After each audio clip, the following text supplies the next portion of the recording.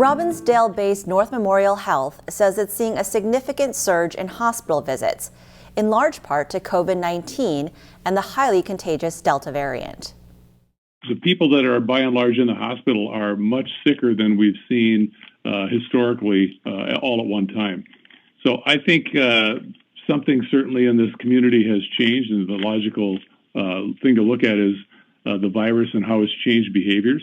Dr. Kevin Croston with North Memorial Health says delayed care from the start of the pandemic is also contributing to the hospital surge. Croston says both Maple Grove Hospital and North Memorial Health Hospital in Robbinsdale have full ICUs and full medical surgical units. He says every element of its health system is incredibly stressed. The reality is that the staff are exhausted and they're working harder than they ever have. We have staffing shortages that were mentioned earlier that continue to be a very big challenge and have actually reached a critical level. Health officials say there are fewer healthcare workers on the job today than there were last year.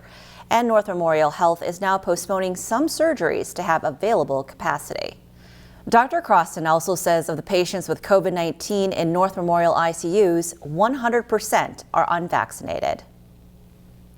Now an update to a story we told you about this week. The new Raising Cane's in Brooklyn Park now won't be open until 2022. The Raising Cane's was supposed to open in late October, but now has been pushed to January 18th. A spokesperson wouldn't confirm the reason for the delay, but it does come in the middle of a major labor shortage for fast food restaurants. Beginning this week, half of Raising Cane's corporate team will enter restaurants across the country to help out.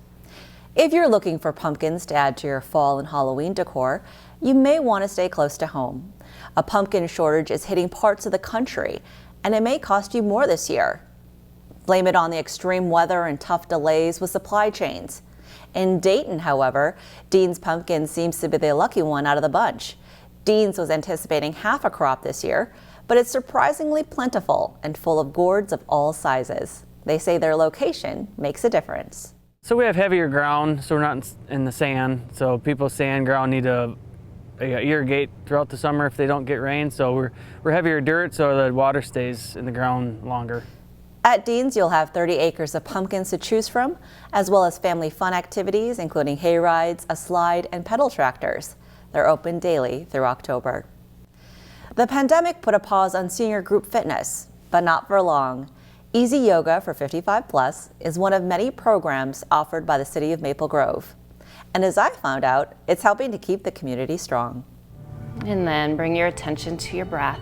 Yoga is whole body and mind health. The more we move, the better it is for our brain. Yoga slows us down, gets us very in tune with our body. It incorporates breathing. And as we breathe deep, it helps us to remain calm. It helps us navigate life when life gets stressful. Group fitness is a must for these yogis who practice Easy Yoga in Maple Grove. Dee James leads the class in a space that induces calm and joy. This is geared towards seniors. And so we slow it down a little bit. We modify poses. We use chairs, blocks, and straps. I enjoy teaching seniors. They're usually really appreciative of me and my classes, and they're so social. We can feel successful instead of feeling as if we're a failure on our yoga mat.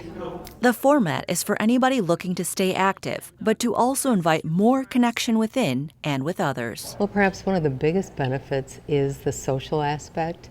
And my yoga buddies came in and I got to see a new granddaughter, picture of granddaughter, and it's just that connection. I think it's really great seeing the community come together to socialize, to work on their wellness and their health. I think especially, as we age, it's great to stay connected with the community.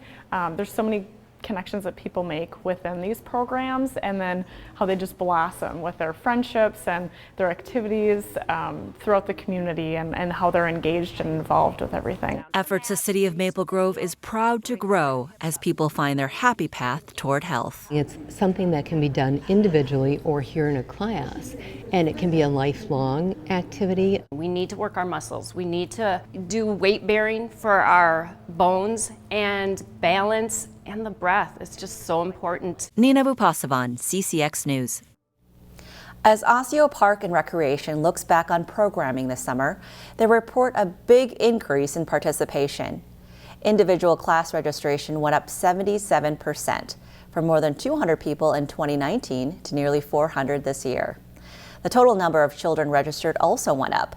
A staff member says the combination of people wanting to get back to normal life and the relatively low fee Osseo offers were two reasons for the high numbers. The committee also mentioned looking at more programming options for older kids for next year. The city is also starting to think about what comes next for the playground at Sipe Park.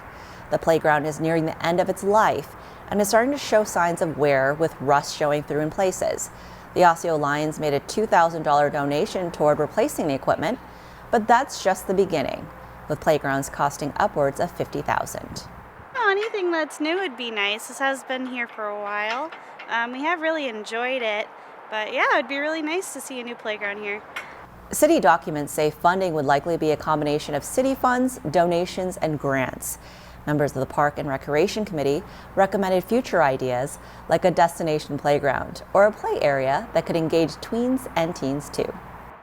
Volunteers were ecstatic to see work underway at Robbinsdale's Grazer Park this week. Volunteers had a big hand in unearthing the overgrown park. MnDOT hired a company to restore some of the stone pads and reset the vintage picnic tables and benches.